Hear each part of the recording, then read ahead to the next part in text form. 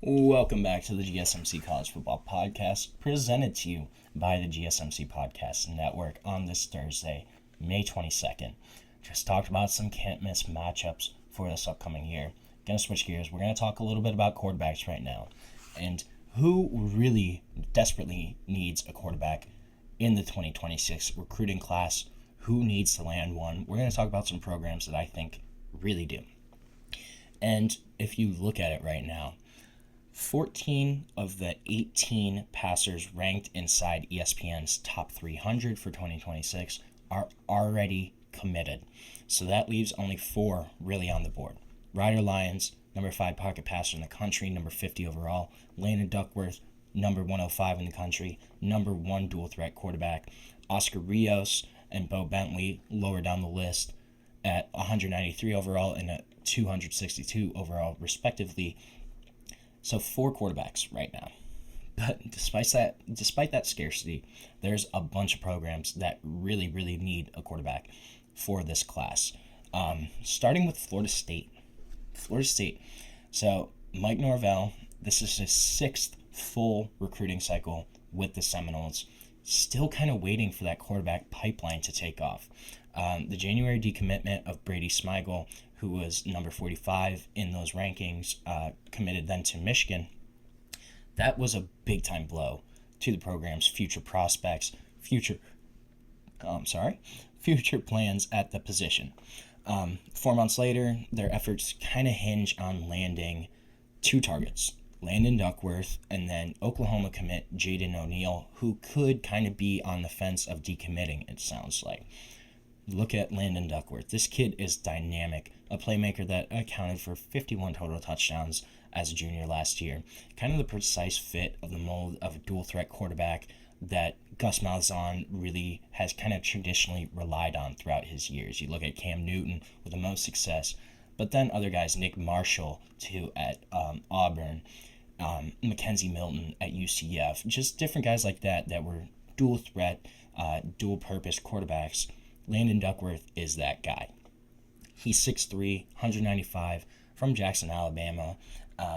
But he knows kind of the history of Mike Norvell's high-producing offensive stats, offensive teams, and was previously recruited by Gus Malzahn at UCF too, so does kind of have a relationship there with Gus Malzahn, the new offensive coordinator. They're going to get a chance to kind of woo him when he takes his official visit to Florida State on June 13th.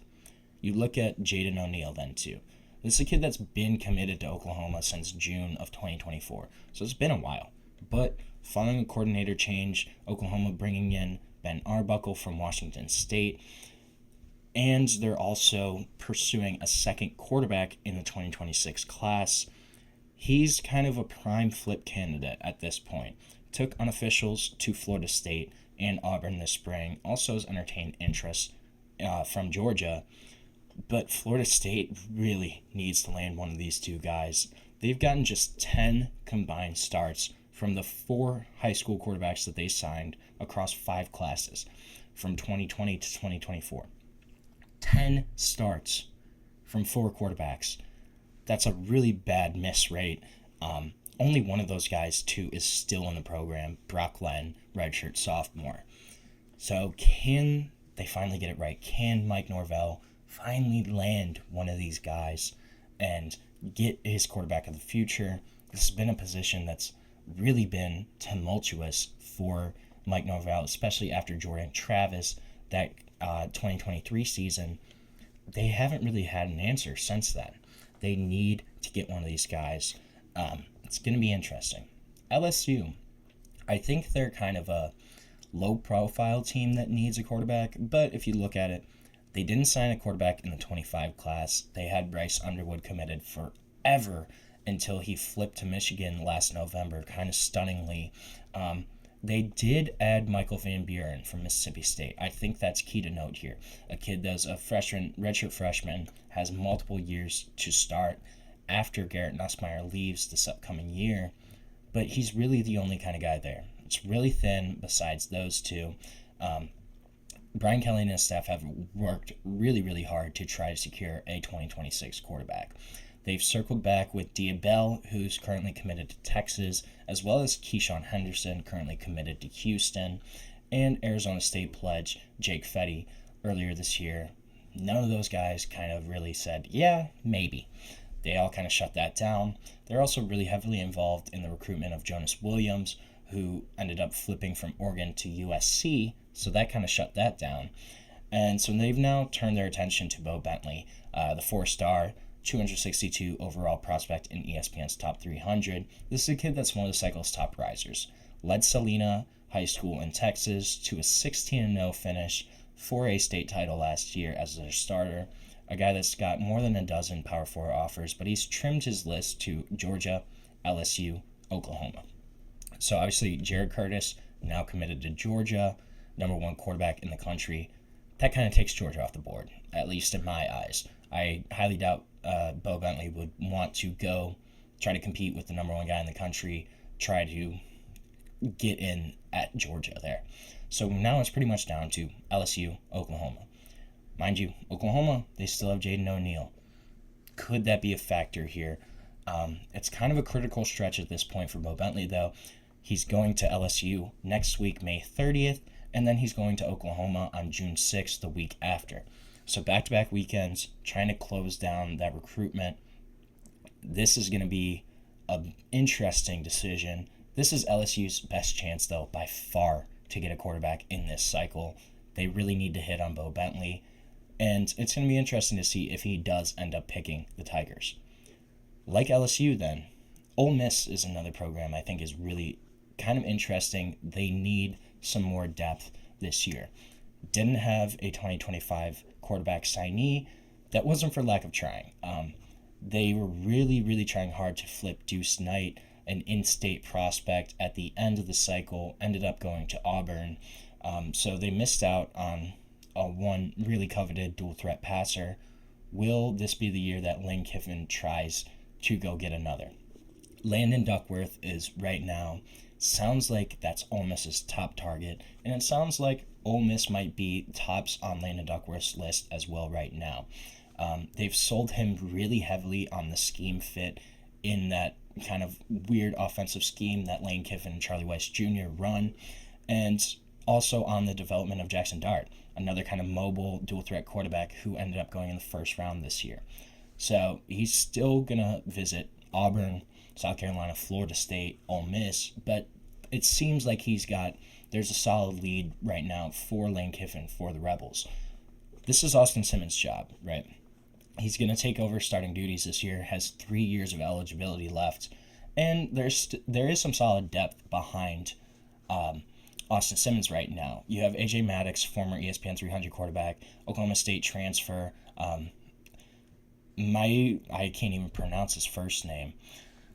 I'm not even going to try. And then they also brought in Ferris State quarterback Trinidad Chambliss, who had 50 total touchdowns last year as a dual-threat quarterback. Kind of an intriguing guy. But none of those guys are proven. This is a big-time prospect that Ole Miss could pick up and solidify that position for the next few seasons after Austin Simmons as well. It would be their highest quarterback signing too since Matt Corral in 2018. So it's been a while for Ole Miss. They really kind of need to land a big-time quarterback, and it sounds like that might be Landon Duckworth. Another team I'm looking at right now is North Carolina. North Carolina, obviously, no team's getting more attention right now in 2025. And quarterback recruiting's kind of been a subplot in this season. Zay Lott flipped to Syracuse in March. They don't really have a quarterback right now. They've already missed on a pair of big swings. They try to go for Jared Curtis. They try to go for Brady Smeagol. Missed them both. Landon Duckworth, kind of still a realistic option for them, who still could schedule an official visit. He just doesn't have one at this time. They brought in Gio Lopez this year to be their starter, potentially their starter in 26 as well. But this is a program that, besides Gio Lopez, really does not have a ton of depth at quarterback. They desperately need to get that kind of guy of the future, and they really need a 26 quarterback. Ryan Brown transferred into North Carolina from Purdue, transferred back out to Purdue this transfer portal window. So they're going to need to get somebody. Not really sure who or what, but it's also important to note that they have money to spend right now. When North Carolina hired Bill Belichick, they gave him $13 million of access to revenue sharing funds. So there's money to spend on a quarterback here. It's interesting. Could this be more of a long-term play for North Carolina? It's certainly very possible. Some of the key question marks, though. What happens if Jaden O'Neal does decommit from Oklahoma? He's immediately going to be one of the top quarterbacks in the country available. Auburn, Florida State, they're going to be primed to pounce on his availability at that time. Another question, can anybody flip Keyshawn Henderson? This is a guy that is been committed to Houston, is from Houston. Houston really wants to develop him as a quarterback, it kind of seems, as other programs are kind of looking at him as more of an athlete. But the door's still open here for a potential flip. Houston, obviously, they're not going to generate a lot of big-name interest. This is a guy that they've kind of kept at home so far, but bigger programs are going to come knocking on Keyshawn Henderson's door. It's just a matter of, will he actually stay loyal? Will he kind of keep his ears open to some of those outside calls? It's going to be interesting, though. But the 26th class, it really seems like there's a lot of high-end quarterbacks. Some programs, though, desperately need to get one. Florida State, I think they're going to be in really rough shape if they don't get a quarterback. But it's going to be interesting to see how this cycle kind of shakes out, what's going to happen, and what we're going to see where these guys end up at in the long term, in 2026, and beyond. But right now, we're going to take our last break of the show. When we come back, we're finishing off the SEC rankings. We're going to do the top 3 teams today. I promise it's the end of the SEC rankings, but we're going to dive into that when we come back on the GSMC College Football Podcast.